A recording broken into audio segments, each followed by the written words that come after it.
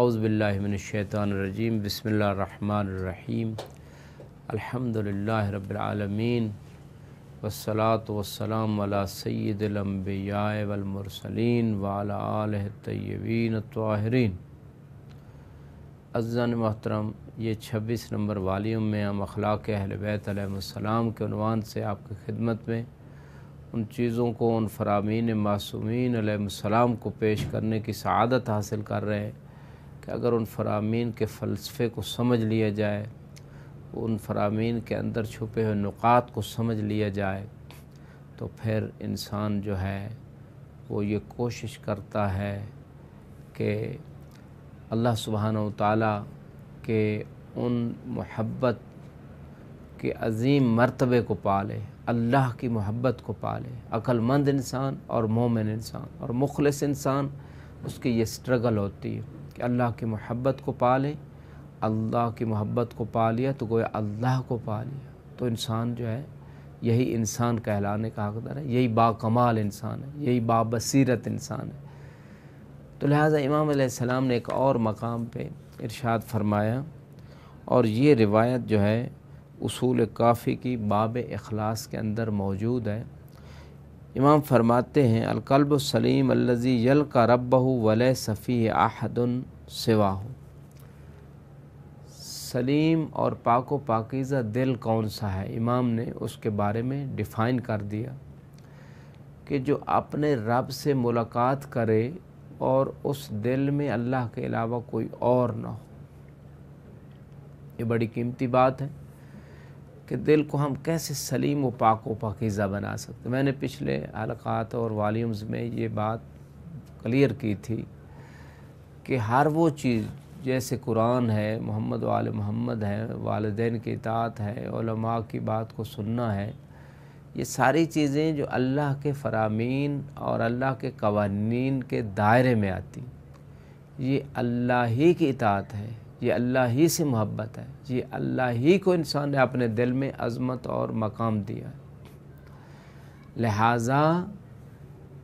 امام یہ فرمانا چاہتے ہیں کہ جب انسان خدا سے ملاقات کرے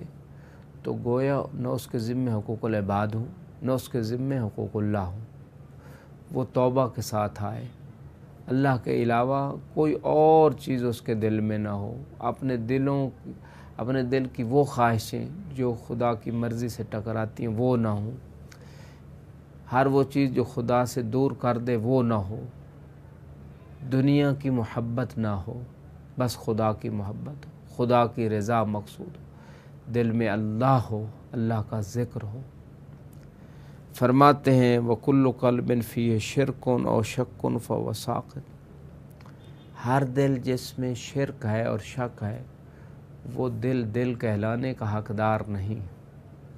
کیونکہ جس دل میں شرک ہے اس میں اللہ نہیں ہے، جس دل میں شک ہے اس میں اللہ نہیں ہے۔ اب سوال پیدا ہوتا ہے کہ شرک کیسے پیدا ہوتا ہے، شرک کی کتنی قسمیں ہیں؟ شرک جو ہے اگر خدا کی ذات میں قرار دیا جائے، جیسے عیسائیوں نے جناب عیسیٰ کو اللہ کا بیٹا کہہ دیا، تو اس دل میں اللہ نہیں ہے، اللہ کا شریک قرار دے دیا گیا۔ یہودیوں نے جناب عزیر کو اللہ کا بیٹا کہہ دیا، شرک ذات میں، صفات میں۔ اللہ کو کائنات کا رب، رازق، خالق ماننا، ایسے دل میں اللہ موجود ہے۔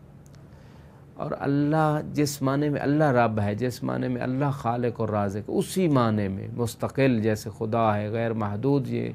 صفتیں اللہ کی ہیں، اسی معنی بیانی غیر خدا کو یہ صفتیں دینا، یہ شرک فی الصفات و افعال میں آئے گا۔ تو اس دل میں اللہ نہیں ہے۔ ہاں ٹھیک ہے، غیر خدا کو بھی رب کہا گیا، غیر خدا انی اخلق لکم من الطین کہیت الطیر، جناب عیسیٰ نے اپنے آپ کو خالق کہا قرآن میں، یہ اور معنی میں ہے، یہ اس معنی میں نہیں ہے جس معنی میں اللہ خالق ہے۔ اللہ کا خالق اور رب ہونا مستقل ہے، غیر محدود ہے۔ غیر خدا چاہے جتنا عظیم ہو، وہ ان چیزوں میں، ان صفات میں خدا کا محتاج ہے، اور اس کی صفتیں اور اس کے کمالات بنسبت خدا محدود ہے، ہماری نسبت لامحدود ہے۔ لہٰذا اس اعتبار سے اگر ہم غور کریں تو امام علیہ السلام جو ہے وہ ہمیں یہ سمجھانا چاہتے ہیں کہ اگر ہم نفع بخش ہونا چاہتے ہیں، کامیاب ہونا چاہتے ہیں، قرآن کی آیت کے مطابق یوم لا ینفع مال ولا بنون الا من اتی اللہ بقلب سلیم،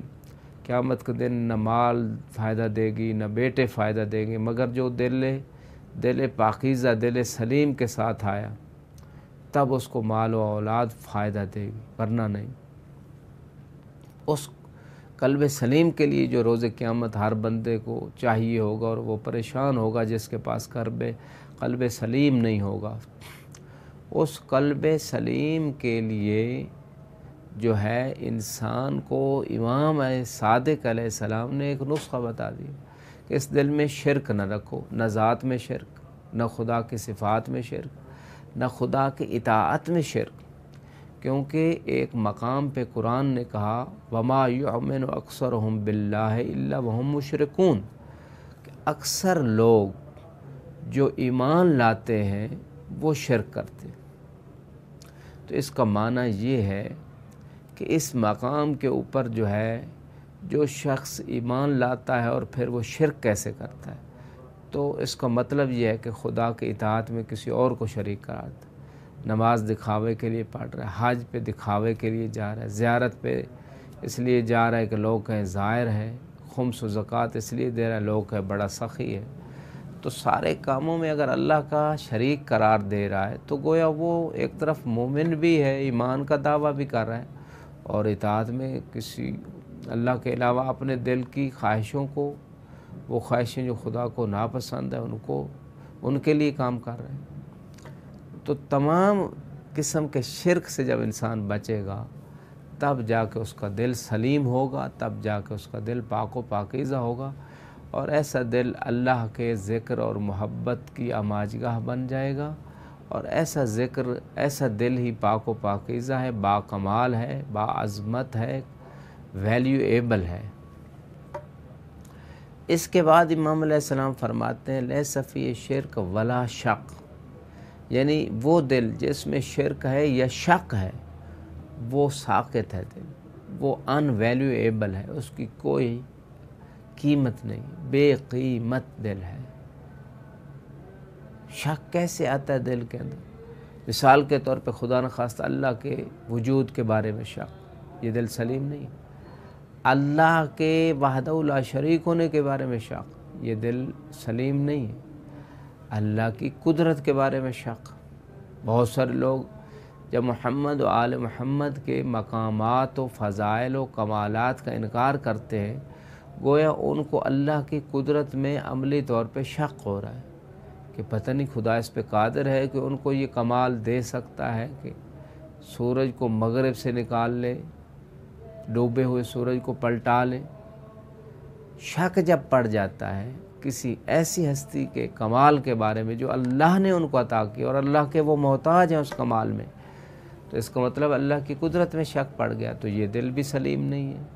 اسی طرح اللہ کے رازق ہونے میں شک پڑ گیا کہ انسان جھوٹ بولتا ہے، رزق کمانے کے لیے جھوٹی قسمیں کھاتا ہے، ملاوٹ کرتا ہے، دھوکے دیتا ہے، چوری کرتا ہے، ڈاکے ڈالتا ہے، فریب کرتا ہے، انسانوں کی جانوں سے کھیلتا ہے، میڈیسن میں ملاوٹ کر دیتا ہے۔ یہ سارے کام کیوں کرتا ہے؟ کیونکہ اس کو اللہ کے رازق ہونے میں شک ہوتا ہے۔ تو لہٰذا جب انسان مقام شک میں پڑ جائے اللہ کے عظمت اور اس کی صفات اور اس کے افعال اور اس کی قدرت کے بارے میں، تو اس کا معنی یہ ہے کہ یہ دل ان ویلیویبل ہے، یہ دل گناہوں سے لبریز ہو چکا ہے، یہ دل پاکیزہ نہیں ہے، یہ دل قلب سلیم کہلانے کا حقدار نہیں ہے۔ لہٰذا امام نے بڑی قیمتی باتیں فرما دی یہاں پہ کہ اگر ہم اپنے دل کو پاک و پاکیزہ رکھنا چاہتے ہیں، ہم باکمال بامعرفت بننا چاہتے ہیں، تو اپنے دل کو ہر قسم کے شرک سے بھی پاک رکھیں، اور اللہ کے بارے میں ہر قسم کے شک سے اپنے آپ کو پاک و پاکیزہ رکھیں، تو ہمارا دل پاک و پاکیزہ ہو جائے گا۔ وآخر دعوانا الحمدللہ رب العالمین، والسلام علیکم ورحمۃ اللہ وبرکاتہ۔